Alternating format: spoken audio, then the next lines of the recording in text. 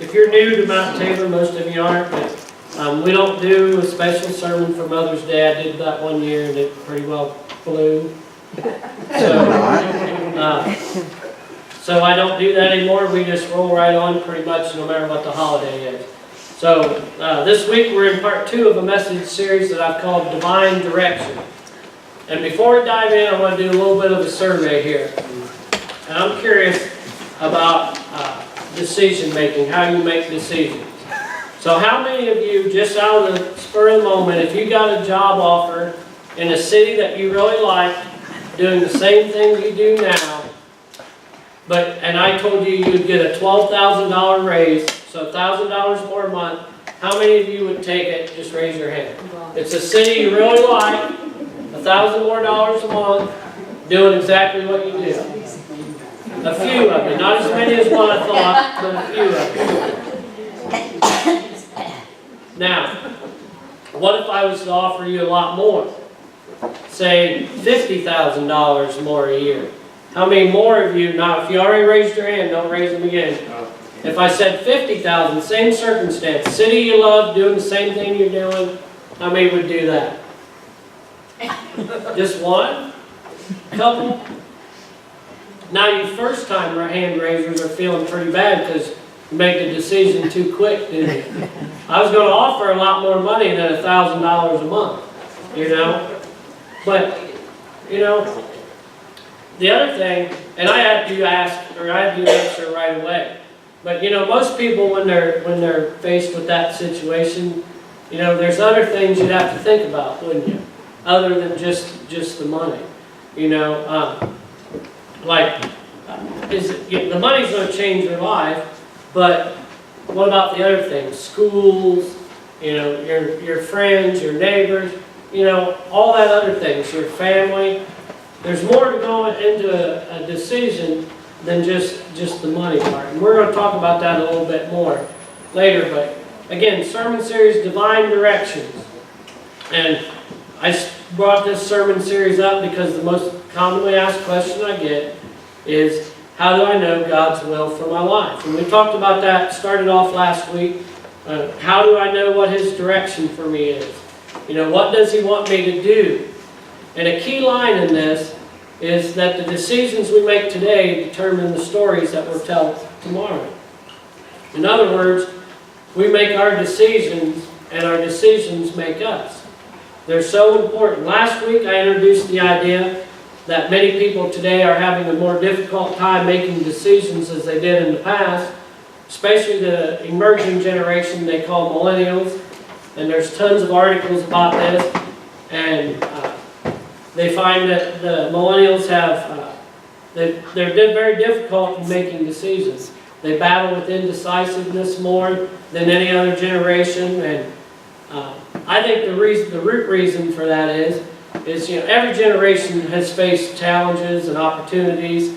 But last week we talked about one of the reasons, and we'll talk about a third and fourth reason as we go on. But I want to introduce the second one today. The first one we talked about is there's just too many options today. That's what we talked about last week. It used to be we just had a few options. But this generation has unlimited options. They can travel to places we couldn't afford to travel back then, see things we've never saw. Instead of choosing between 2 or 3 restaurants, you can pull up on your phone and have food, any kind of food delivered to your home right off your phone, pretty much. And so there's so many options, it makes it difficult. But today's reason we're going to talk about, and this is fascinating to me, and it's a very common problem. When I grew up, well, I'll tell you what the problem is first. This is the first generation that has dealt with what we call the illusion of perfection. When I was growing up, I knew about my imperfect home, my imperfect friends, my imperfect family. You know, we got a front row seat to that circus, don't we? You know? And that, a lot of families, let's face it, that's what it is. It's a circus. But we had a front row seat to that. Today, because of social media, we see what many call the illusion of perfection. You see the snapshot into somebody's lives that people take and post on social media. And that they have that perfect look. You know, the phrase I've used is we're often comparing other people's highlight reels with our behind-the-scenes reels. You know, we concluding that since they have such a perfect life, our lives are horrible and our lives suck because everybody else's is perfect. And we all know how it is. You see the pictures. There's the woman with the perfect body doing the perfect workout. Her hair's perfect, nails are perfect, they have perfect kids. There's the dude working out on the beach. Perfect picture, you know. The family vacations are all perfect. You know, not one of their kids ever says, "Are we there yet?" in the car. Or, you know, has an accident there. Or like the girl in the video throws up. That never happens on social media, does it? They cook a meal at home in their fancy kitchen and it looks like a 5-star restaurant, and here you're having goulash for supper and you're just like, wow. You know what I mean? Nothing against goulash. I don't care for it, but I'm pretty picky. But you know, that's what happens, don't we? We see the best of the best on social media, and then we see what we're doing and we're like, man, I just don't add up. I don't measure up to all these other people. I'm so far behind, you know? And so today we're going to talk about a lot of the perfect will of God. And so many people will say there's one perfect person for everybody, which is a kind of funny thing, because if you look at that statement, what if one person screws up? Then it just messed up the whole situation, didn't it? If they don't get that perfect person, then nobody does. You know, some of you may be sitting in here this morning saying, hey, I'm the one that blew it. You know, I picked the wrong person. But we've got to realize that God has a perfect will for us. You know, but we have to live in that moment.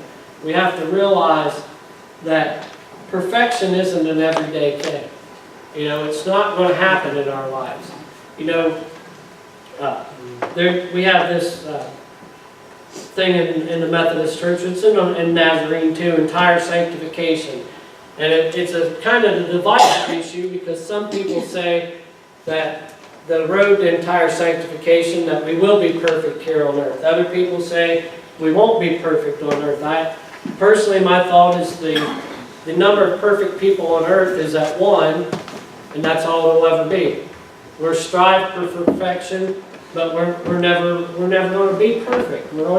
We sin every day. We do stupid stuff every day, and that's what, you know, that's life. Life happens. But again, we don't want to miss the perfect will of God. And there's an illustration of perfection out there, and there's a generation afraid of making imperfect decisions. So instead of, a lot of times what people do, instead of making the wrong decision, they end up making no decision. Have you ever just done that? You just can't figure out what the right thing for you to do is, so you just don't do anything. You know? Which ends up actually becoming much more imperfect than a bad decision would have been. And it's actually quite dangerous. So I want to talk to you today about how we can grow in our decision making. How do we grow when it's becoming more and more difficult in the world to decide? You know, who do we date? Who should we go to college? Where should we go to college? Should we get married? Should we have another kid? Should we buy a house or just keep renting? Buy another car? Should I switch jobs? You know, should we move to another city for only $12,000 more? You know, when actually if you'd have waited, they was going to offer you more. You know, then I think sometimes we make a decision, then we worry about, did we make that decision too soon? Would we have been better off just waiting a couple more weeks? I'll be honest, I have that problem. I get a burr in my head that I want to buy something. And I just want to go out that day and buy it.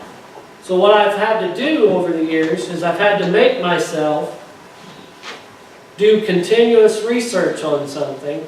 And then usually after a couple of weeks, that little burr's gone, and I realize, yeah, you went 2 weeks without it. Why did you need it so bad? You know, but I'll admit, in my earlier days, we'd run out and we need this. All right, let's get it. You know, I don't know if you guys have that same issue, but you know, sometimes it's just we make a decision too soon. We don't actually make a bad decision. We've just made it too soon.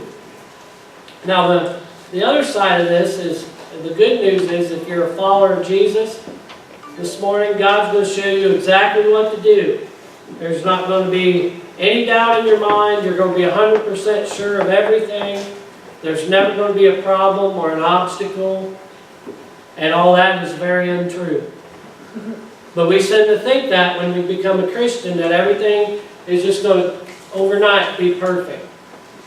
I'm going to tell you, if you're saved on Sunday, the same problems you had on Friday, you're going to have on Monday morning.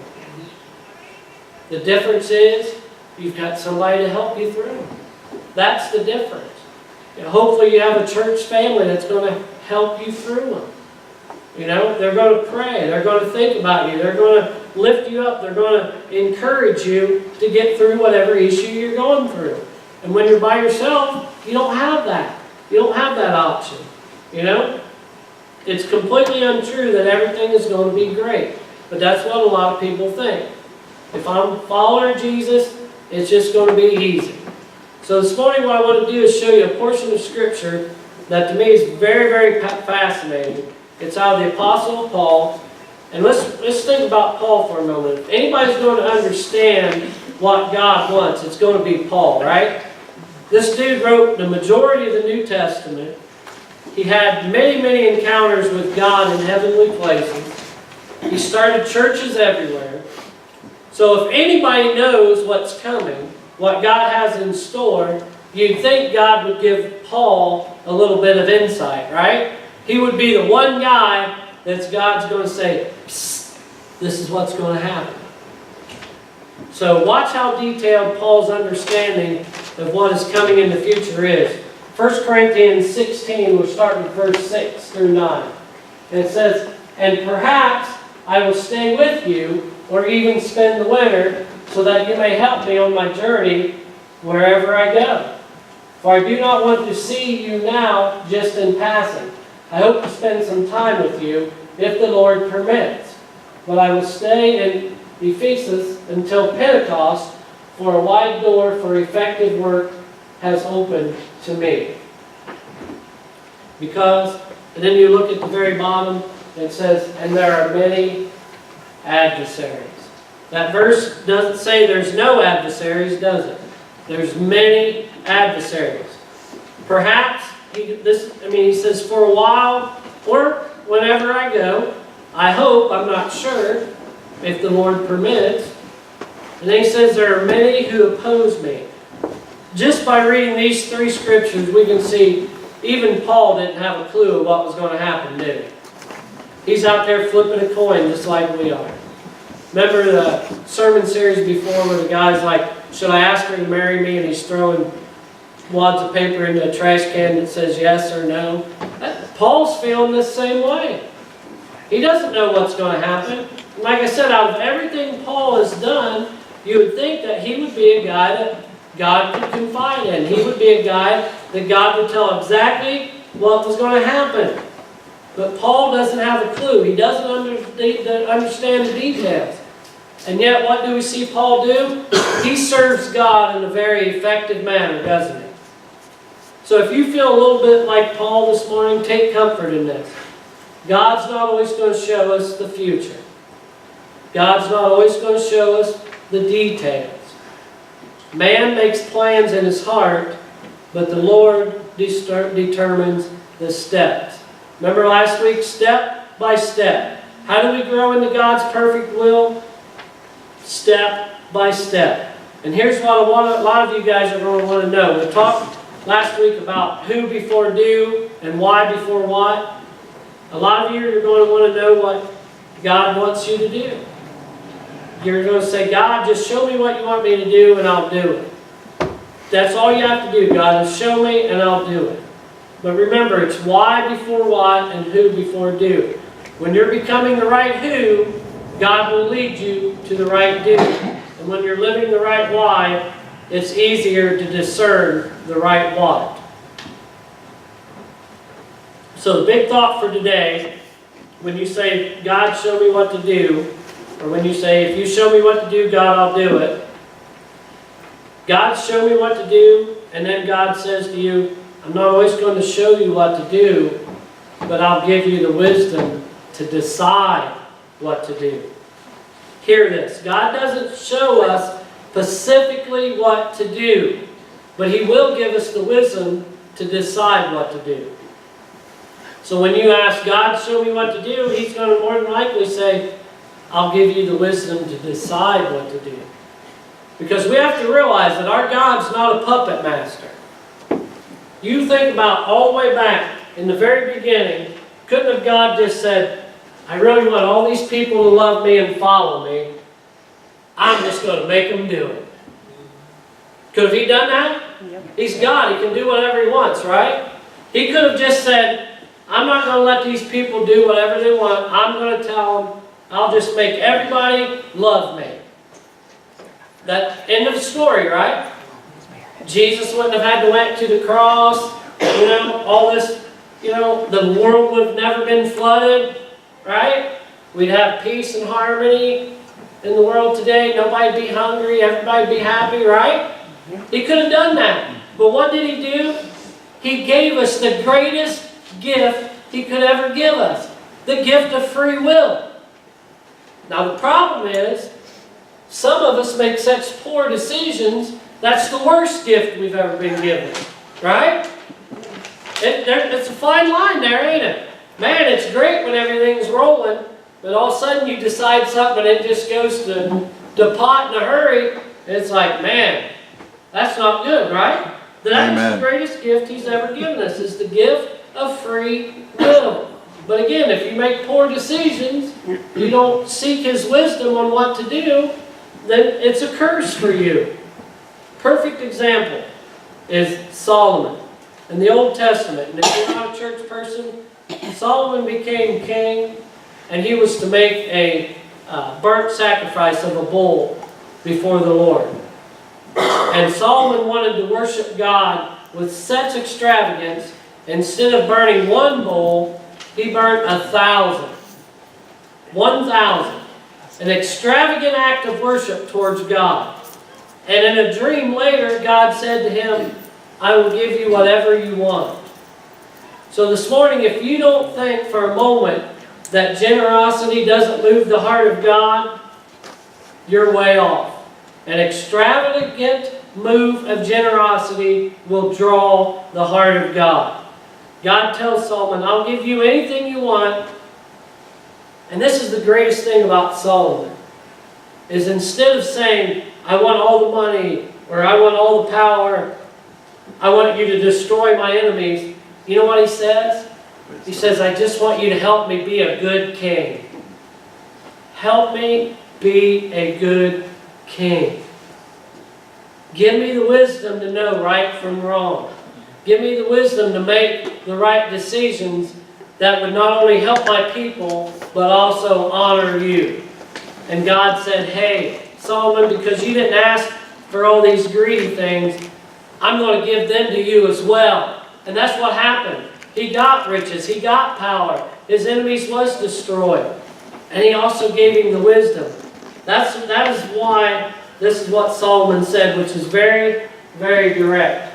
He says, getting wisdom is the wisest thing to do. You want to know the wisest thing you can do? Get wisdom. Then he goes on to say, and it's kind of funny, and whatever else you do, develop good judgment. Get wisdom, develop good judgment in whatever you do. For those that have lived long enough, if you're either 18, 25, 30, some of you may take it into your 40s, eventually you're going to say something like this. You're going to say, oh my gosh, I wish I knew. Am I answering your question, Ben? More than. It's so, can I share that? Yes. Ben came up to me this morning. Ben has a very odd knack of, I seem to hit him every week, and he's always wanting to know where I'm hiding the cameras through the week, because he believes I'm watching his life. So he came to me this morning, he goes, no pressure. He goes, but I'm expecting a lot out of the sermon this morning. I'm like, okay. He goes, I have a question I need answered, but I'm not going to ask you because Nikki says you're going to answer it in the sermon. And I see him laughing, so I'm taking it I'm on the right path. It took you 10 seconds. Okay. Again, there's no coincidences in church, is there? So, but again, you want to know the wisest thing? Get wisdom, develop good judgment. But if you're, eventually you're going to say, I wish I knew. I wish I knew back then what I know now. Why is that? Because you've received wisdom over the years, right? Wisdom above anything else is more valuable than gold. Solomon said that. He said, get wisdom. God, I want divine direction. Show me what to do. And again, listen, God will not always show you what to do, but He'll give you the wisdom to decide what to do. Show me what to do. God says, I'll give you wisdom to decide. I'm going to give you 3 simple thoughts, and these should be easy to remember, that will help you in God's divine direction. And this, I call these the direction to wisdom. The first thing is just simple words. The first thing is this. We're going to walk. Proverbs 13:20 says, whoever walks with the wise becomes wise, but the companion of fools will suffer harm. Say that aloud. Who should we walk with? The wise. The wise. What happens to everybody else? They're going to suffer harm. What happens when you walk with the wise? You become wise, right? Then the scripture says, the companions of fools suffer harm. But if you walk with the wise, you're going to become wise. And the companion of fools will suffer harm. For example, anytime you ever see 3 men in the front seat of a pickup truck, nothing ever good has happened in that situation. Because one of them's the type of guy that says, hold my beer, watch this, right? You run with the wrong people, and you've heard me say this before, and the wrong things tend to happen. A couple months ago, I ran into this guy, and I don't know, I don't know if I put off a vibe that I'm a pastor, but people will come up to you and just tell you things all the time. So I'm at the store, I think I was looking in the milk section, this guy comes up, he starts, just out of the blue, starts talking to me. And he goes, hey, I didn't know, he asked me, he goes, you're the pastor off TV, right? From the noon show. I said, yeah, I'm on there. He goes, well, I just want you to know, he goes, I was really bad into drugs. And he goes, I started going to church, I gave my life to Christ, but I'm having a lot of trouble getting off the drugs. He goes, I'm still using now and then. He goes, I can't seem to shake it. And I told him, I said, well, first of all, I said, congratulations, dude. I'm glad you gave your life to the Lord, and, I'm glad you're trying to get there. So we started talking for a while, and he was sharing some stuff, and it became really, really obvious to me what was happening in this gentleman's life. So I stopped him after a few minutes. I said, hey, your closest friends. I said, how many of them go to church with you? How many of them have given their life to God? He goes, none of them. He goes, they're all wild. They're all still doing drugs and drinking and doing all that. I said, that's your problem. That is the problem right there. And he's like, he just looked bewildered, and he goes, what do you mean? And I told him exactly this. And I've told you guys this before. Show me your friends, and I'll show you your future. I told the dude, I said, it's impossible for you to live the right life when hanging out with the wrong people. You need to get new friends. If their friends realize that you've given your life to Christ and you no longer want to live that life, yet they keep calling you to do that, are they really your friends? No, they're not. And if that's all your friends do, get new friends. You need to start hanging around with better people.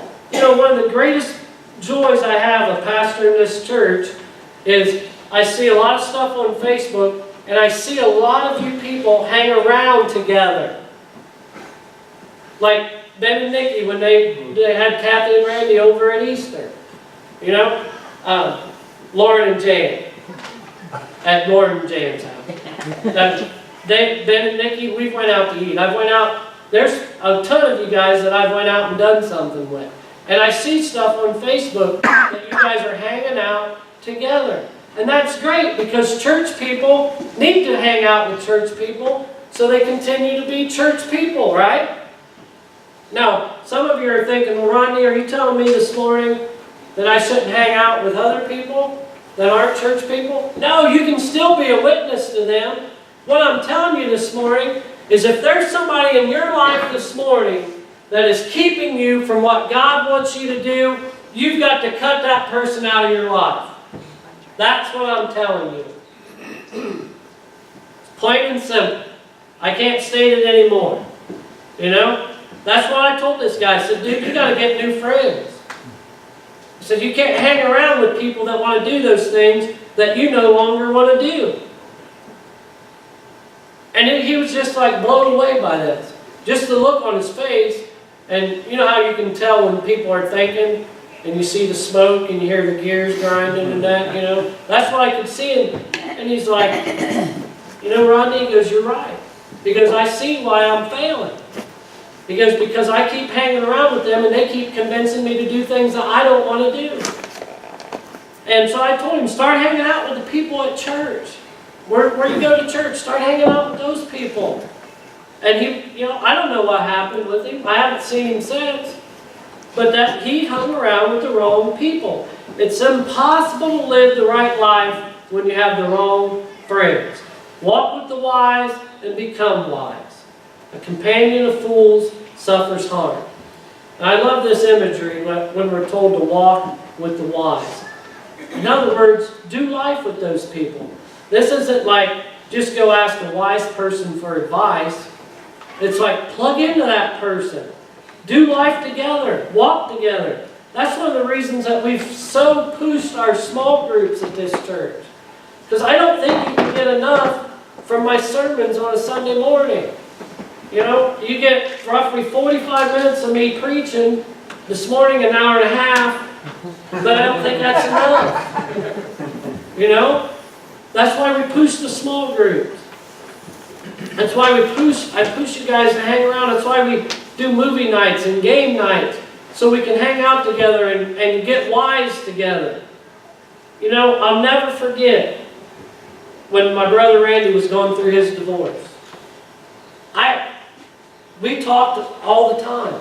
But I couldn't help him. Because I never went through that. I hadn't been through that situation. But you know who could? Ed. Ed helped him a bunch, didn't you, Ed? Because he'd been through it. How are we ever going to find people that have been through the same situations as us if we don't get to know them and start talking to them? That's what a church is. It's people there to help you through situations they've been through. They've gained wisdom through their situation and they're willing to pass that on to you in the same situation. It wasn't that I didn't want to help him. I didn't know how. But, you know, we're going to put people here at Mount Tabor, we're going to put people with people so they can walk together, so they can get through what they're going through. And I promise you that I've tried, especially the last few years, to really walk with wise people. When I first became a Christian many, many years ago, my friends were horrible. You know, they weren't the kind I needed to hang around with. And it took me a while to realize that. You know? But since I've become a follower of Jesus, I think I have a much better friend. I don't know, in my life I guess I don't have that one best friend. You know, I have somebody that I hang out with every night. But I know I have a list of people that I could call with an issue and they would do anything they could to help me. And most of those people are right here this morning. Or they attend church here. You know, that's what a church will do for you. That's what a church can do. You know, many years ago, we were not always wise financially, me and Mindy. You know, and I wanted to get better at that. You know, don't we all want to be better with our money? You know, don't we all want to have more money? And quit flushing it down the toilet essentially. You know, with bad decisions. So I met a guy that actually taught an economics class. This guy was very independently wealthy, but he taught this class just because he enjoyed doing that. And so I started hanging out with this guy. I'd ask him question after question after question after question. And we've learned to be much better with our money by hanging out with that guy. by asking him questions. And you know, the biggest thing that he told me, the key to living sound financially, live beneath your means. If your income's here, don't be living here. Be living here. Pretty simple, ain't it? But sometimes it takes a 2x4 to get upside the head to get you that to where you need to be, don't it? Sometimes it gets to being in such deep financial problems to get you realizing that. But it's so simple. If your income's here, live here. Don't try to live here. But that guy helped me out so much. I can't tell you the amount of people that I've tapped into to help me become a better husband, a better father, a better person. You know, the Methodist Church, and again, I bang on this all the time, but one thing they do is when you start out being a pastor, they put a mentor with you. Somebody that you can go and talk to. Now, the one part I don't like is it's usually somebody you don't know. So I actually went out and I found my own in the Methodist Church. But they try to put you with somebody that will help you get past the roadblocks of being a new pastor. You know? But we have to remember, every time we ask for wisdom, God's going to hear our prayers and He's going to give it to us. James 1:5 gives us this promise. Did I skip something here? Yep, I did. Sorry. I'm getting way ahead of myself. The second one, first one was walk. The second one is ask. You want wisdom? Ask for it. James 1:5 says, if any of you lacks wisdom, let him ask God, who gives generously to all without reproach, and it will be given to him. All we have to do is ask. If we lack wisdom, what should we do? Ask. Ask God for wisdom. Who's going to do what? Give generously to all. That's all you have to do. What's funny is when you're, I know most of you, I've asked you guys how many have kids. Most of you have kids in here. And what's funny is when they're little, you're their hero and you know everything, don't you? You're just like the encyclopedia. I think your dad wants you to listen, though. He's listening. Because you guys are about that age coming up here. But you know, then they get a little bit older and you're pretty stupid and don't know anything. Right? Any parents in here went through that? You're way up here and then you're just an idiot. You don't know anything. Then they get a little older and you get a little smarter. Then one day they cry and they apologize and they turn into you and they have no idea how it happened, right?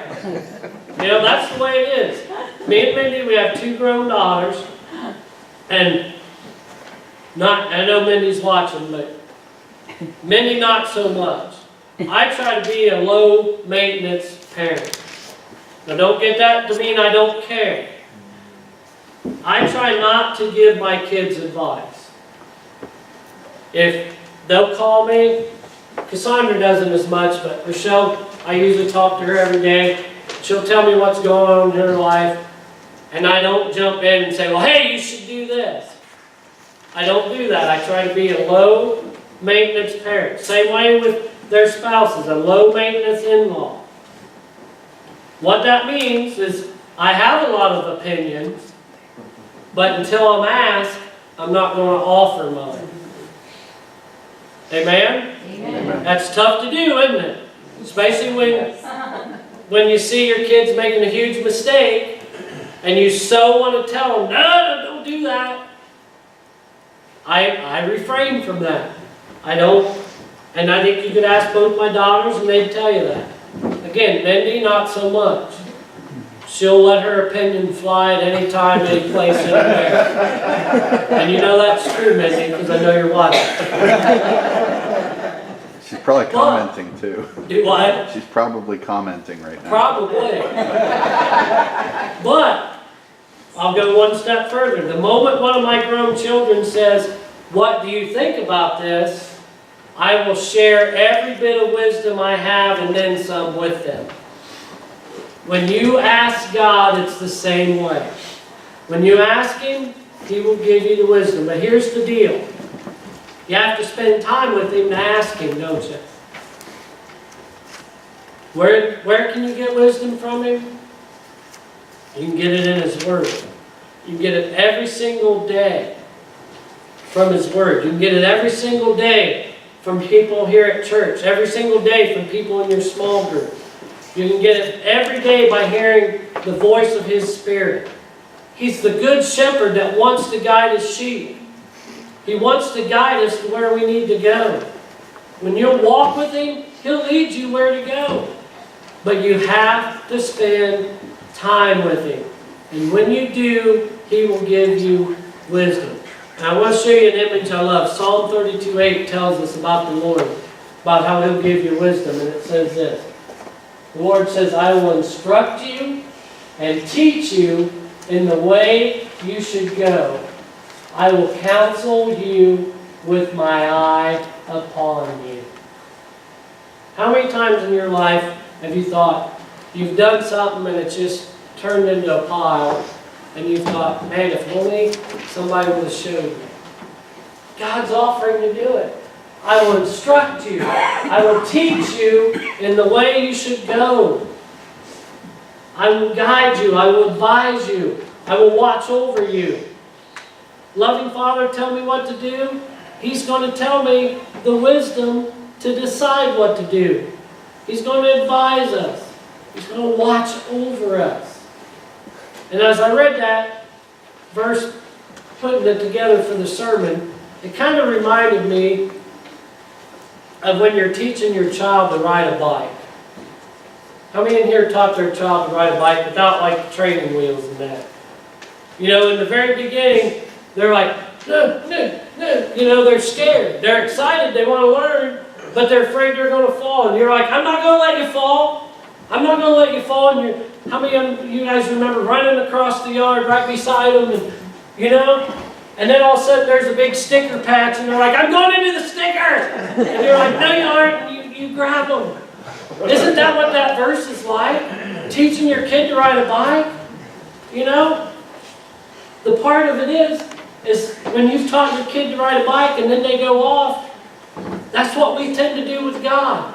He gives us the wisdom to make the decision and then we just cut Him out of it. Right?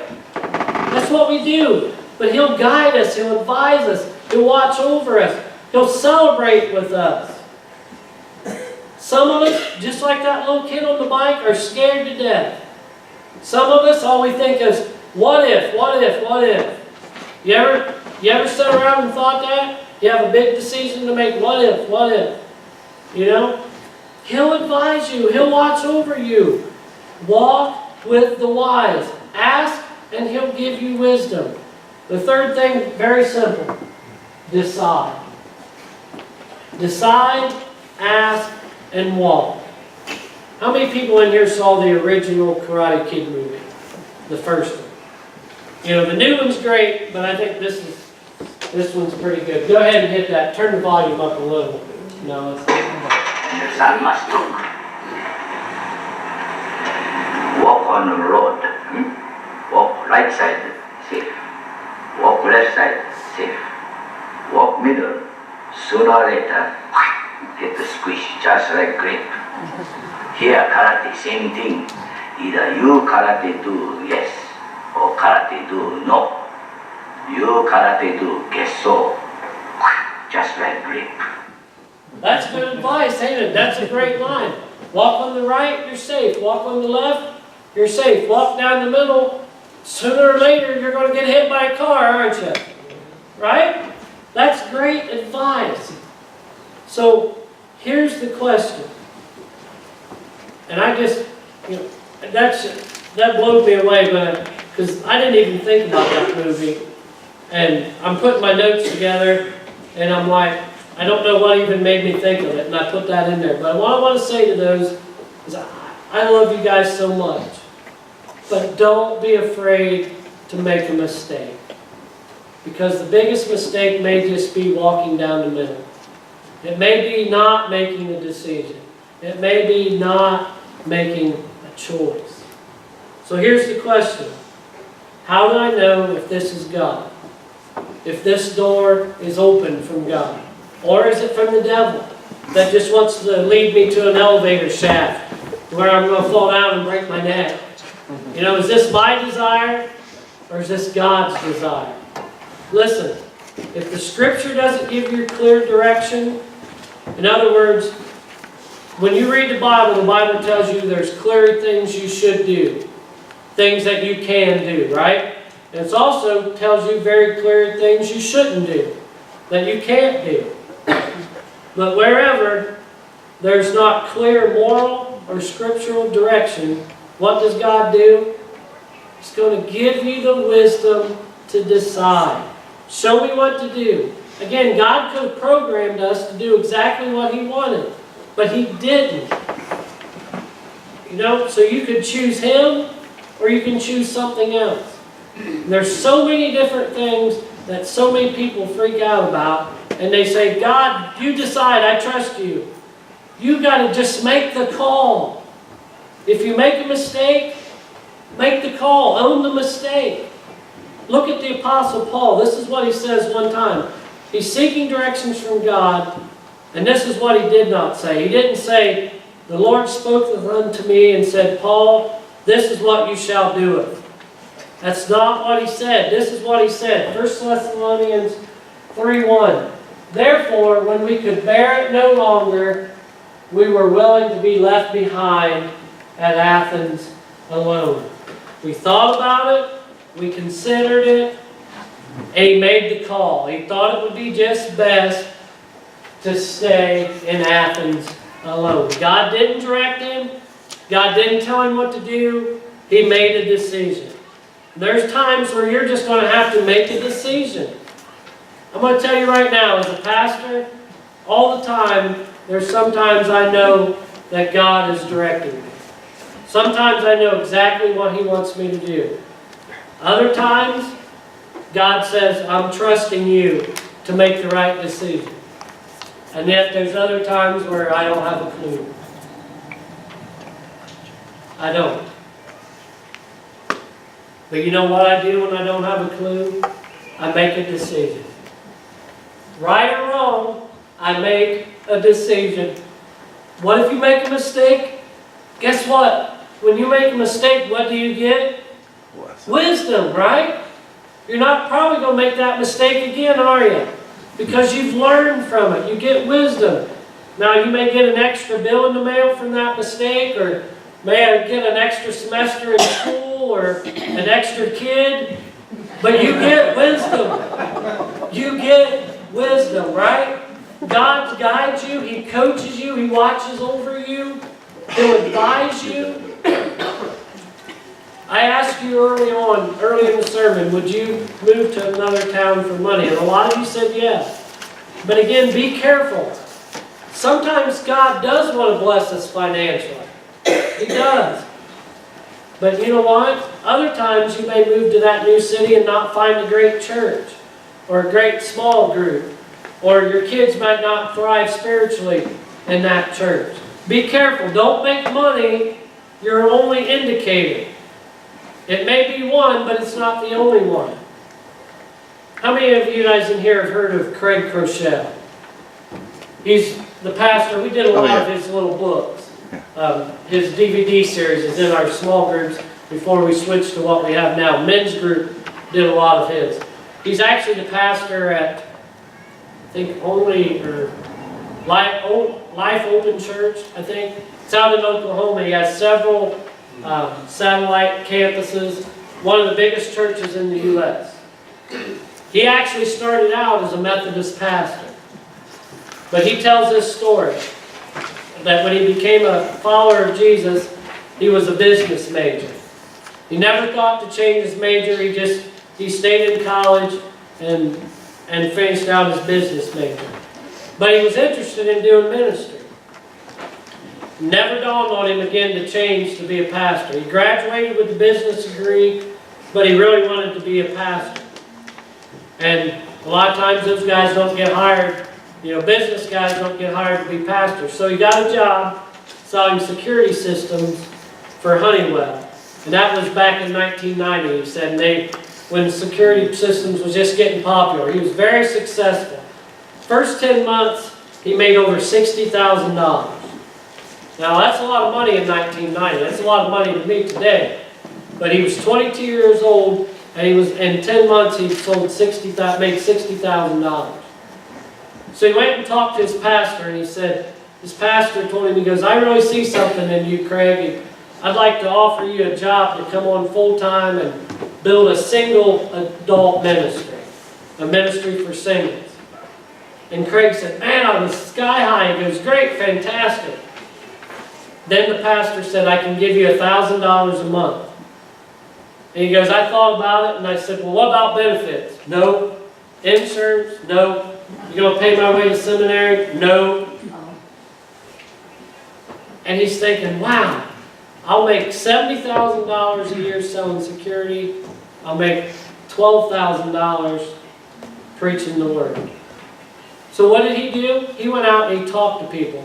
He asked all his non-Christian friends that he grew up with. You know what their answer was? Dude, don't waste your time at the church. Keep the job. Don't be stupid. He said he asked his neighbors, and they said, why are you even talking about this? You're made to be a pastor. He asked a guy that had really discipled him a lot, and that guy started crying, and he said, I knew God would open a door for you. He asked the pastor that offered him the job, he goes, what should I do? He explained the situation to him. He goes, should I be the pastor or continue to sell security systems? And his own pastor said that he should continue to sell security systems. Because he said, if you can do anything else and still please Jesus, do that. He told him to keep continuing to sell the security system. Because he told him, Craig, if you're not going to be happy in other parts of your life being a pastor, be happy selling security systems and be an effective leader for Jesus Christ in that field. That's what he told him. And he said, the only way I would ever do that is if you don't feel like you can be happy and an effective leader for Jesus in a secular field like selling that. $12,000 or $70,000 with a chance to move up. He said, God, what do I do? God gave him the wisdom to decide. And he made that decision. From what I told you at the beginning, what he did. He became a pastor. Unfortunately, he didn't stay in the Methodist denomination because you know why? He found it to be too stale, boring, and crusty. So now he's the pastor at one of probably the top 3 in attendance in America. He made that decision. Right or wrong, he had to live with it, didn't he? That's the same thing we have to do, right or wrong. We have to live with that. Ask God for the wisdom. If you get off track and you head towards that sticker patch, God's going to help you. You just have to thank him because you know he's going to lead you in the right way. Do you ever really think that God would lead you in a direction that's going to harm you? Have you ever read that verse out of Jeremiah? I know the plans I have for you, to have you prosper, not to harm you. He's not going to hurt you. The decision to move to Tennessee. I could stay here. I could probably stay here and preach as long as I want. I love you guys, you love me. Think it'd be an easy decision, huh? I think the wisdom God's given me is time to go. Maybe I'll get down there and fall flat on my face. I made the decision, though, didn't I? Don't ever not make a decision. Make the decision. Walk with the wise. Surround yourself with people who are pleasing Jesus and walk with them. Ask God for the wisdom. He will give it to you generously. He'll guide you. He'll tell you when you get out of line. You ever do something and all just like that, it dawns on you like, why did I do that? That's not yourself. That's God telling you why, hey, you just did something stupid. Unfortunately, it happens with me quite often, But God will give you the wisdom. He'll lead you in the right way. He'll guide you step by step. I want to do something a little bit different when we're closing today. I definitely wanted with this message to basically give an altar call, but I want to do a little bit different. Revelations 3:16 says, "So because you are lukewarm and neither hot nor cold, I will spit you out of my mouth." You skip down to 20 and it says, "Behold, I stand at the door and knock. If anyone hears my voice and opens the door, I will come into him and eat with him, and he with me." If you would, bow your heads and close your eyes. No, put that video on, but real soft. For a long time in the church, a lot of pastors do things, and they'll say, what if you walked out the door and something happened to you? Are you ready? Are you going to heaven or are you going to hell? And I never really liked that analogy, because we don't just live for the moment in this life. I've explained that our life on earth is very short, but eternity is very long.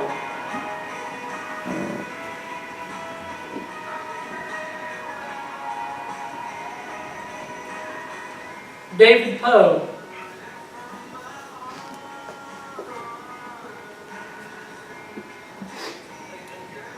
I started coming to church here probably a little over a year and a half ago.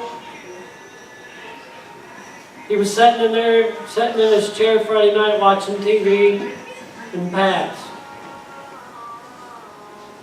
I have no doubt in my mind Dave was ready. I have no doubt where he is this morning. But my question to you this morning is, do you have a doubt of where you'll be if that happened to you? It's serious stuff. We can all sit here and say, well, that's not going to happen to me. Sure, he thought that wasn't going to happen to him that night either.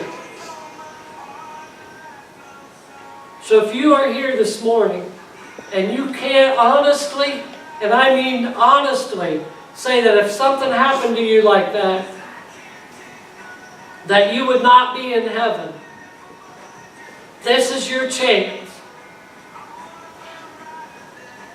And all you have to do, just say it to yourself. Jesus, I know I'm a sinner. I know I haven't done things right. But that ends today. I want to be in a relationship with you. I want to be able to get your wisdom. I want to be able to spend time with you and have you impart that wisdom in all the decisions I make in my life. And if I make a bad one, I want you to be there to pick me back up when I suffer the consequences. If you would this morning, Jesus, would you save me? That's all it takes. And if you, like I said, if you can't honestly say this morning that if that happened to you, that you'd be in heaven, I pray to God this morning that you said that prayer. Every head bowed, every eye closed. If you said that prayer, would you just raise your hand and put it right back down? God sees those hands. And I'm so thankful that you guys that have raised your hands have seized that opportunity this morning.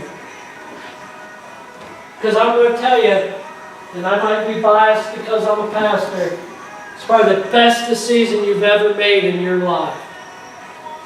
It's been the best decision I've ever made. And I think I've made a few good ones in my life. I made a heck of a lot of bad ones, but that one was a very good one.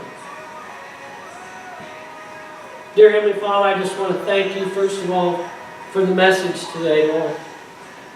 I want to thank you that we're reaching people here. I want to thank you for the hands that were raised. I want to thank you for every kid that's in the back. Lord, as we go on throughout our week, those hands that were raised, Lord, if they need wisdom, I ask you to impart that wisdom upon them. I ask that you lead them to people that will help them. Allow them to ask for help, ask for advice. Allow them to walk with the wise and help them on their way down this journey. It's not an easy journey. We all need help. We all need somebody to walk with us. And we thank you that you're that one that will walk with us. We thank you for the wisdom that you give us. And we thank you for continuing to lead and guide Mount Tabor in the direction that it should go. Lord, I thank you for everything that you do. The smallest things to the biggest things. And I ask that you just continue to lead and guide us. I ask all this in Jesus' name. Amen.